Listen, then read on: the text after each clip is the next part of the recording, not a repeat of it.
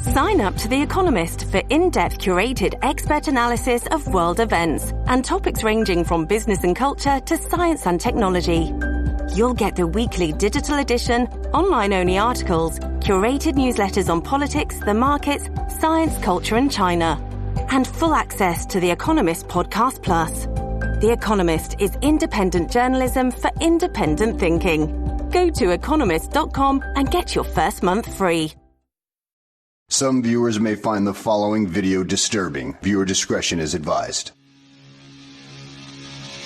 Savaged, unfiltered.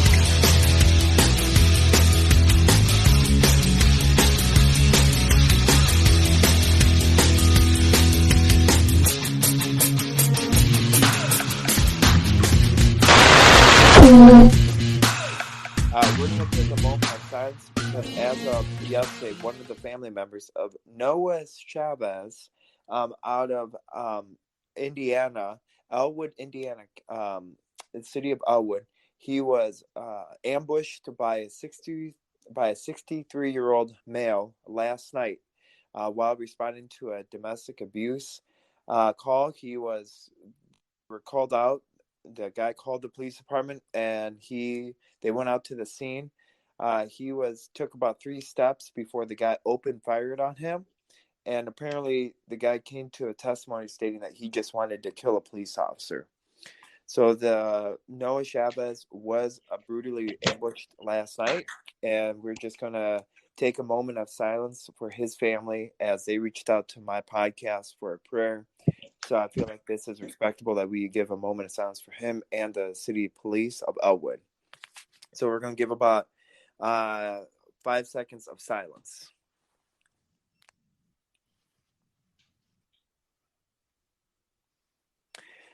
So I'd like to say thank you for the silence. Michael, what do you think about what happened in Elwood, Indiana? Well, before we kick off with the main topic here today, I want to reach out to that family. I want to reach out to any possible friends or colleagues, work colleagues, and basically give you my sympathy and my thoughts as you're, going through some hard times, unfortunate times. Sas, this is not a first. Unfortunately, we've seen events like this, unfold. So, it's unfortunate that it happened, and there's not much I could say about this. I mean, like I said, we see these type of things happen every single day in this country, and it's unfortunate that we live in a country like that has such a high, violence level. Yeah, and But hold on, Sas. It could have been avoidable. It could have been avoidable, and that's how we have to look at it. You know what I mean? Yeah. Well, here's an interesting thing that I want to know. Okay, first of all, is why the guy called the police department not once but 3 different times. Yeah. And according to the reports and stuff that's coming out and stuff, he had run past with the police officers before, and he despised them so much, and that according to my sources, one of the deputies that reached out to me, he came and said that he just wanted to kill police officers. And even when the police officers did show up and when they did a code 1042, so for anyone that doesn't know what a code 1042 means, it's a final send-off to a police officer. It's a final send-off. It means that they are dismissed from the post, and it means officers down. So when that was dismissed last night, or when that was read out last night, the police officers went to his house, and it was much more of a bigger presence. And then he still had the audacity to open fire on a whole bunch of police officers, and then went to his truck, and then had them a police chase, and then 3 counties over, he finally crashed his truck, but tried to take his own life, but failed to. Wow. So, the sad part is that, I mean, it broke my heart. And now Noah Chavez, it was a 24-year-old police officer, a Marine veteran, and left a 1-month-old baby boy that just Yeah. See, that's, life could be, looked at so precious, Sauce. Yeah. I tell everybody, you never know, what tomorrow brings you. You have to cherish the current time of today first before you worry about tomorrow, because tomorrow could be, literally your last day on this earth. Yeah. And I mean, look what happened, to this gentleman. He left behind a 1 month old baby, and he left his wife, Yeah. behind. Yeah. Just think about how hard that is now for her to now raise this child by herself without her partner, without her husband. You know what I mean? I can Yeah. imagine what she's going through. So, this just, when I heard about this and the deputies, so my ministry is working alongside with the deputies and with the police officers. So I just want to tell you, for those listeners, with the podcast, not only do I do a podcast, but I also do ministry and outreach ministry. So that's why I want to say, I am so blessed that we could be doing this as well. And, we can I co-host with Michael and stuff, and I can be a little bit, a lot of people think that I'm on your show and stuff. They think I'm a little bit like way out there, and they think I just only focus on political stuff and Jesus stuff. But I do much more than that. I'm reaching out, and compassion and stuff. And Sauce, was this gentleman, was he part of your of your ministry? Was he part of your community there, your church community? So he was actually one of my listeners. He listens. Oh, wow. He was one of my listeners. And he reached out, and I said, hey, if anybody, what I always end, I'm like, hey, I'm always open if anyone wants to reach out to me for a prayer and stuff. And, I'm willing to go and pray with you guys over the phone, or if you want me to go visit and stuff, we'll work something out where that can happen, because you guys matter. So what happened was that he found me actually on Facebook, and that's where he reached me out at. Oh, well, that's good. I mean, hey, but it's still sad.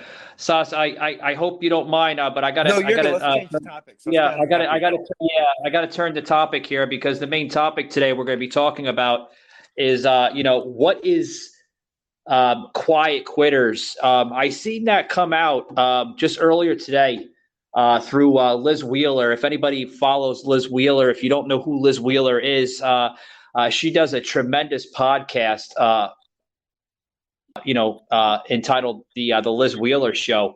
And she basically came out earlier today and a little bit into yesterday on her show, talking about quiet quitters. What is a quiet quitter? We're going to get into that, folks. But first, I want to get some information here for my listeners of Florida. Yes, the listeners that tune into the show on Florida, guys. We have a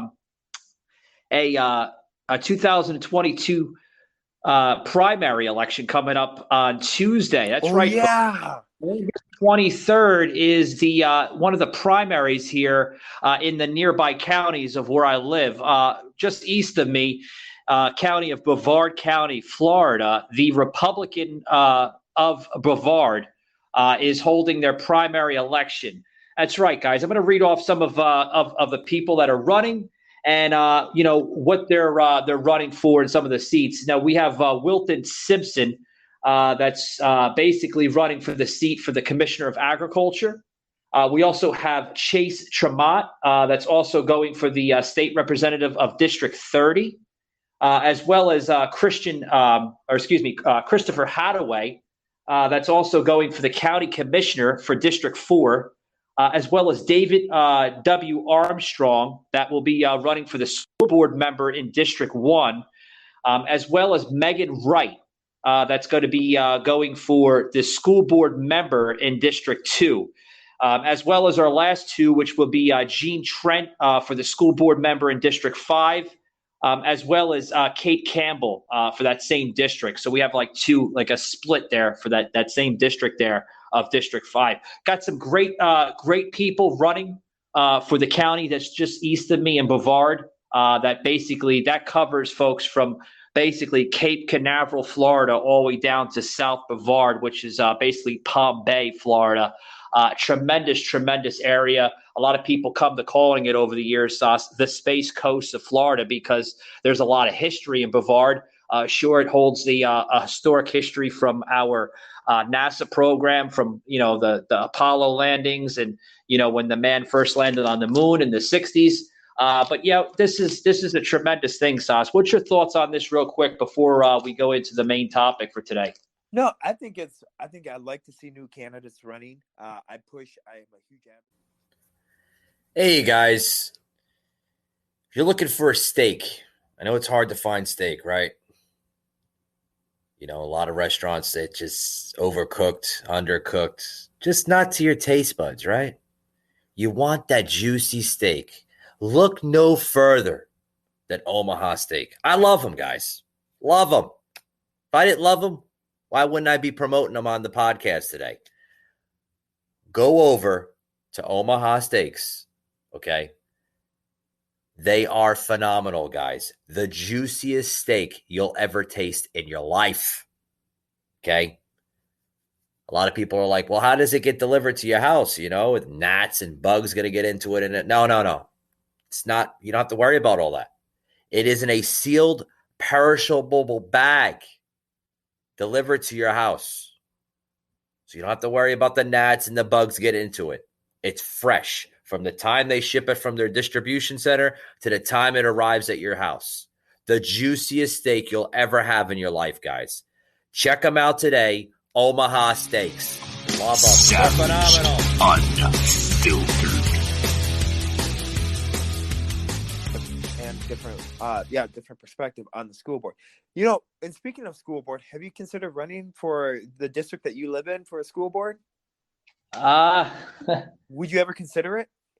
I haven't given some thoughts, maybe not a school board, but, something else. I have thought about going into politics, maybe on a state Senate level. But I mean, that's still in the talks. I haven't really made a decision. I've thought about it several times quite recently, but I have no idea yet, Sas. That's a very, very tough decision to make, Yeah. Well, hey, I definitely can tell you this, though. If you ever do decide to run for office, you'll have my public endorsement. And that means a lot. Yeah. Huh? Yeah, that means a lot. That means a lot. I know I would have a lot of support, from, my loyal listening base that tunes into the show. A lot of recommendations, a lot of even suggestions have came across, with some of the listeners that tune into the show.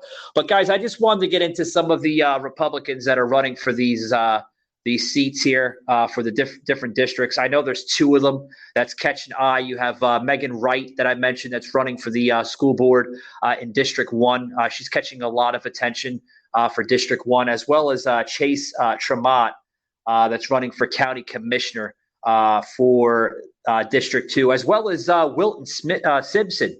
Now, Wilton Simpson, guys, if you don't know who he is, he has a lot of influence, not only in Brevard County here in Florida, but he has a lot of influence, Sas, in the entire state of Florida. And that would be Wilton Simpson that's running for state representative for District 30 here in Florida. He has a lot of great endorsements coming through. I know. I don't know if it's true, but I've heard that he had an endorsement possibly coming from the governor himself, Ron DeSantis. So if he gets that endorsement, that's automatically a win for Wilton Simpson. Yeah. So do you think? Okay. So speaking of this election, speaking of Florida election, I was looking at polls in the Florida.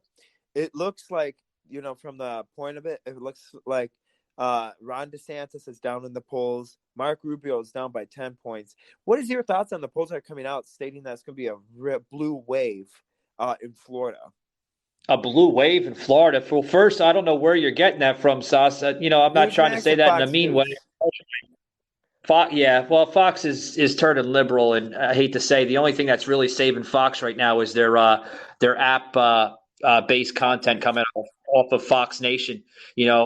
Fox Nation is saving that network basically right now with Tucker and, the others, Laura Ingraham and stuff, and Hannity.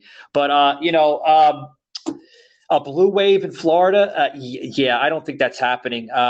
Basically, Ron DeSantis is pretty much the leader of the Republican Party in Florida. A lot of people look at basically Ron DeSantis as securing the Republican Party in Florida, and basically it's going to be a red wave. Florida's been red for the last 30 years, us, and it's going to continue saying that way. There's more and more Hispanics that are in favor of the Republican Party more than ever, especially in Fort Lauderdale, Miami. There's a strong threshold of Republican Hispanics that vote Republican every year, just in that South Florida region. So blue wave, I don't think it's going to happen. Well, and here's the reason why I'm asking is because you have a lot more residents from New York and from California that are moving to Florida. And so they bring, of course, the radical agendas. That's why I'm like, okay, those posts can't be right. But on the other hand, I'm like, oh, wait, but they haven't changed. They escaped one state to ruin another state. But yeah. So with this quiet quitting. Yeah, I was going to say, I want to spend the last 10 minutes on this topic. What's your thoughts, Sas, with this stuff coming out of the Liz Wheeler show, which she mentioned about, the quiet quitting. What's your thoughts on that? I don't know if you even heard of that, concept. Well, I think I've, first of all, more of my generation is doing that. More and more of my generation is doing that. And I find it to be, that's very disturbing to hear. And that's very shocking. The reason why it's very disturbing and shocking is because I can see why they're doing it quietly, because they're trying to get into that unemployment and dabble into the unemployment, and they're trying to get into like government welfare, so that's going to be more taken care of it. It's very well evident if you look at, or also another thing is that their family is dying. You have more and more people that maybe accepted the vaccine, and that their mom and dad died, and so they left them a whole bunch of cash and wealth. So what does their mind think? Oh, okay, I'm going to be great for the rest of my life, so I'm just going to quit my job quietly and just ride off in the sunset. But then that leaves a gaping hole in the employment sector. Now, what do you think? Do you think that's kind of skewy mind, or is that kind of proud by storm? It has to do with doing less work. You're shocked. I know. Quiet quitting is the practice now favored by young people that entails putting in less effort at work and simply doing the bare minimum. This quiet quitting trend is backed by Gallup research that suggests in the first quarter of 2022, only 31% of Gen Z workers felt engaged at work. And though most rational folks would recognize this as problematic, some of these quiet quitters refer to it as working smarter, not harder. No, it's called being lazy AF, and it's what happens when parents allow their entitled little brat kids to grow up on TikTok and Instagram believing it's cute and cool to be a mediocre human so long as they can call it something that sounds important. At some point, boomers, Gen Xers, and millennials are going to retire or die, and that's the workforce we're going to be left with. God save us. If these brats want to quietly quit something, let it be voted. Not on a stupid level and not on a hard level. Easy level. They're doing it on a lazy level because, they're coming into these places, whether they're minimum wage jobs, such as like a McDonald's or a Burger King or whatever. And, they're on their cell phones more than actually working. I could say, for instance, here, I was just at a McDonald's just a couple days ago, and I'm waiting in line. And, the woman at the counter was like, sir, we do have, kiosks that you can order yourself. I said, yeah, I understand that, but I'd rather order the old fashioned way. I'm an old fashioned guy, back in my day, we didn't have that shit. You order at the counter and the woman takes your order, and then you wait a couple minutes and your food and your order's done. But, this is what they're turning to, Sas. They're turning into these self-checkouts, these kiosks. And for what?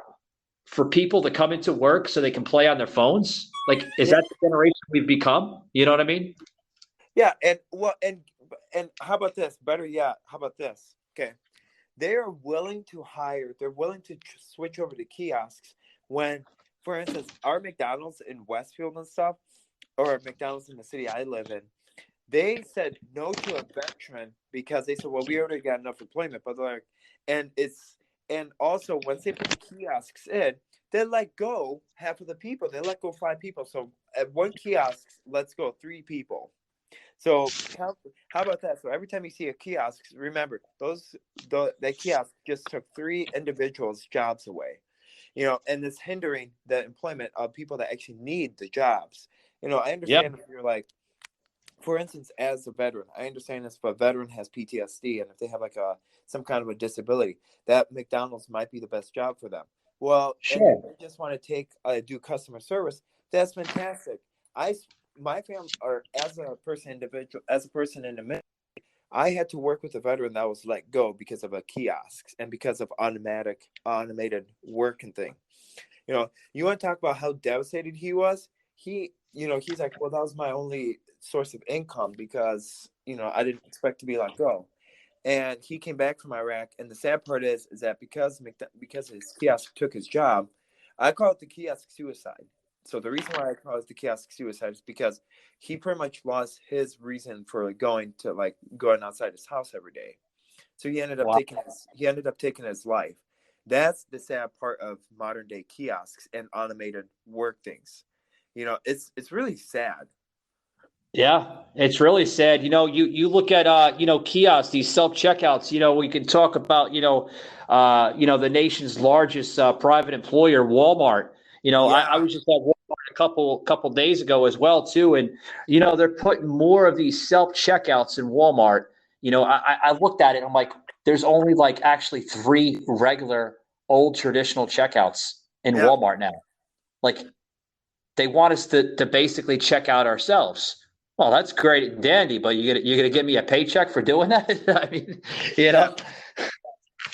Well, and not only this, but Walmart is coming out with a new machine to stock its own shelves. To have like a robot restock the shelves because they're having and also Walmart at Madison's Walmart, they don't have cleaning people. They don't have anybody cleaning anymore.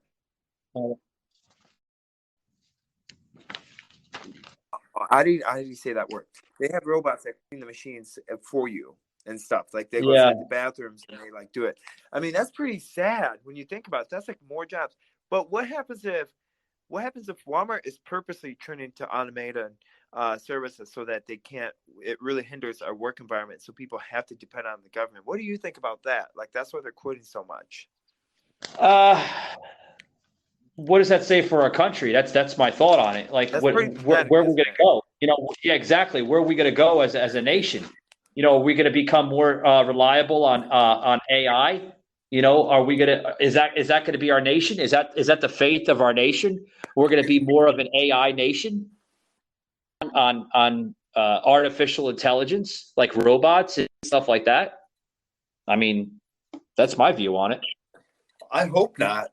That's my whole thing, because we can't be reliant. I hate to say it, but not everybody can be reliant on AI. Well, unless if you're the IRS, and then if you're the IRS, then we can hire you at any moment. Yeah. But it's just really sad to think about, because I just look at it from a ministry standpoint. We look at people that are either recovering addicts. Hey, Florida. Is your broadband where it's supposed to be? Is your internet as fast as it should be? Well, take the 1-minute test. Head over to visitfasterflorida.org and find out today, guys. Tremendous broadband for a faster Florida, for a faster Savage, unfiltered. And that it's hindering their ability to get a job. Yeah, we're starting to see that every single day. Yeah, every single day. But it's sad. It really is. It's really, really sad. And unfortunately, that's what our country has become. A lazy, ungrateful, country. And I hate to say it, but it's going to get a lot worse before it gets better. You know what I mean? Yeah. Well, it's going to get lazy, unpatriotic country. Oh, yeah. And by far. Well, and the whole thing is, what are we going to do during the time of war? Are we going to rely on government to make all the weapons? Are we going to rely on Santa to make all the weapons? Are we going to rely on the IRS to take care of us? No. Oh, hold that thought, Sauce. We actually have some breaking news here coming into the show, ladies and gentlemen. This just came out a few moments ago. Florida Today, which is an association of Fox 5 Orlando, put this piece out.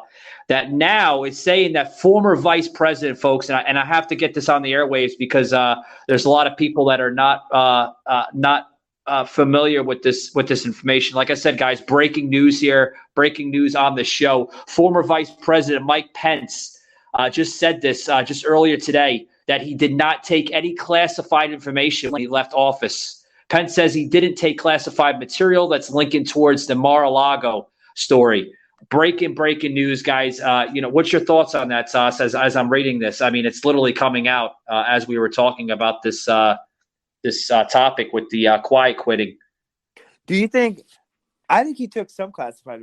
I think he took some classified information.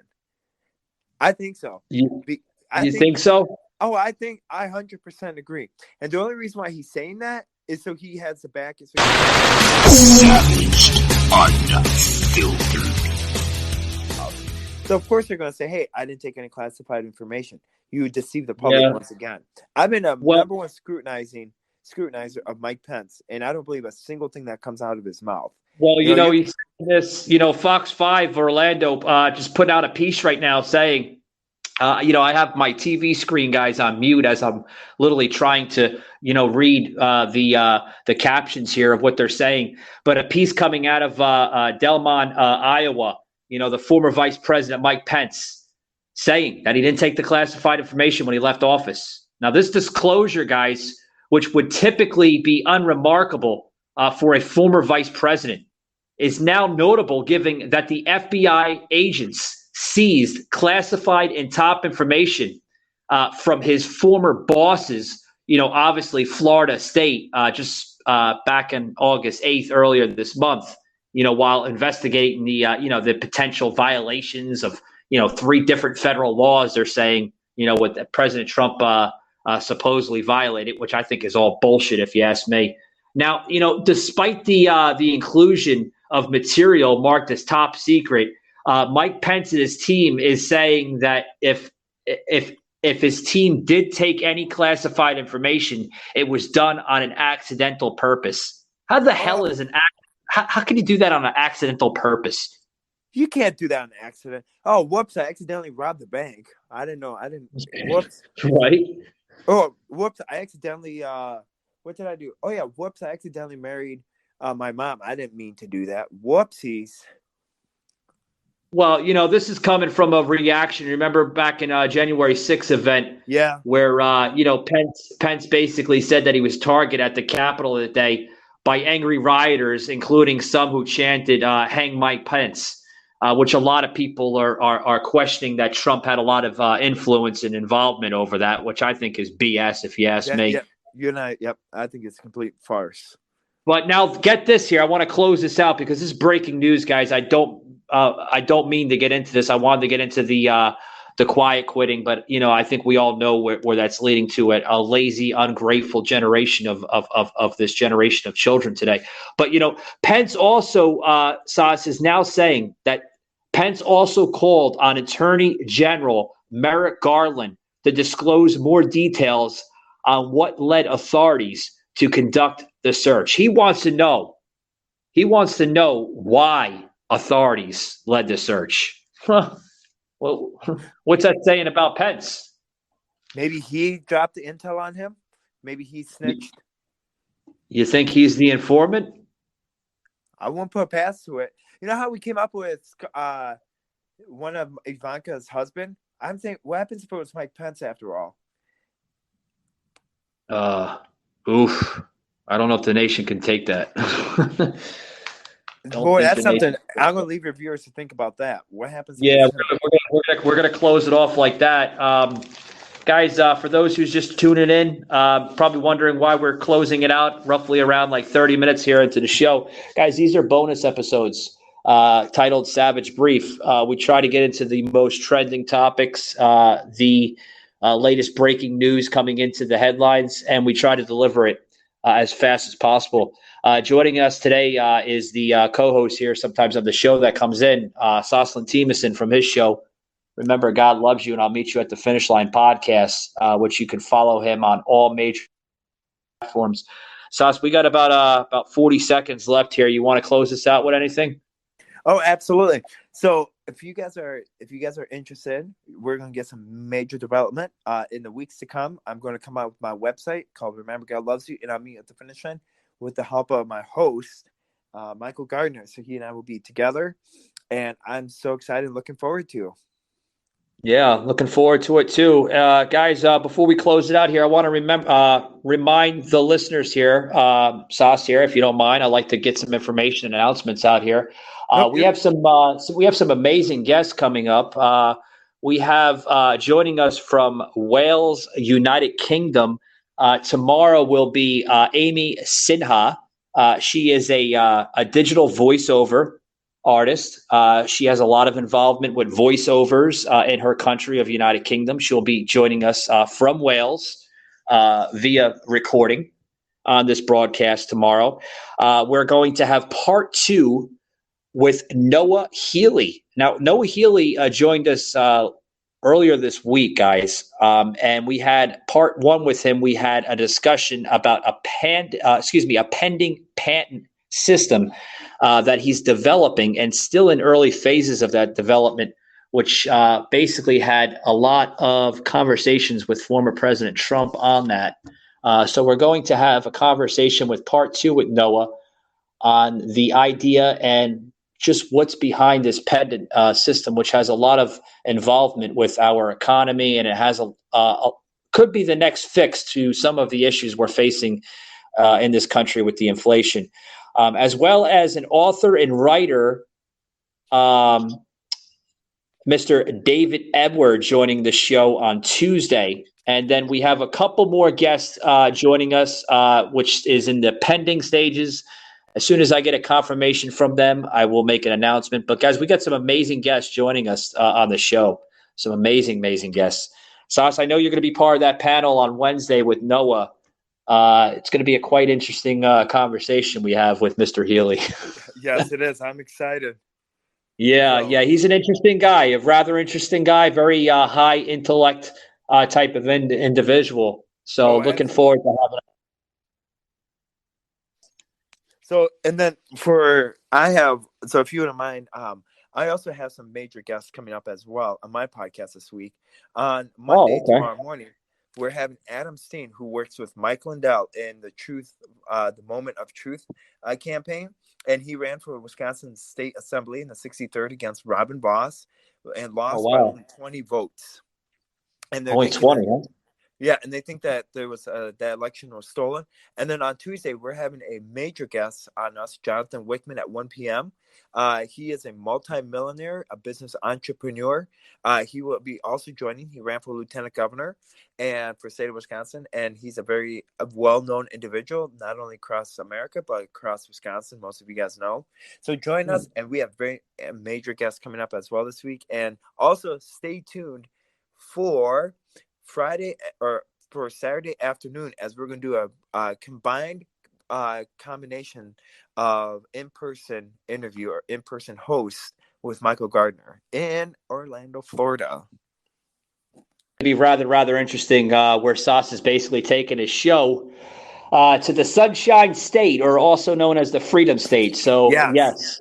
Remember, God Loves You, and I'll meet you at the Finish Line podcast. We'll be broadcasting next weekend, guys, in the Sunshine State here in Florida. So looking forward to having Sauce live in person here instead of via broadcast on a recording platform. So that's going to be some good stuff, Sauce. Really good stuff, man. And if you're going to the soccer game, don't be afraid to come up to Michael and I and to say a quick hello and a quick photo, because we love to do that. That's right, guys. Saucelin and I will be at Spin World Stadium next Sunday as Orlando United Soccer Club will be playing New York next Sunday evening at 7:30. I know there's some tickets still available. Guys, this is the first. I normally don't self-promote here for other companies, but guys, I'm going to do this free little plug-in here for Orlando United, which is a tremendous soccer club, and we'll leave it at like that as I close it out.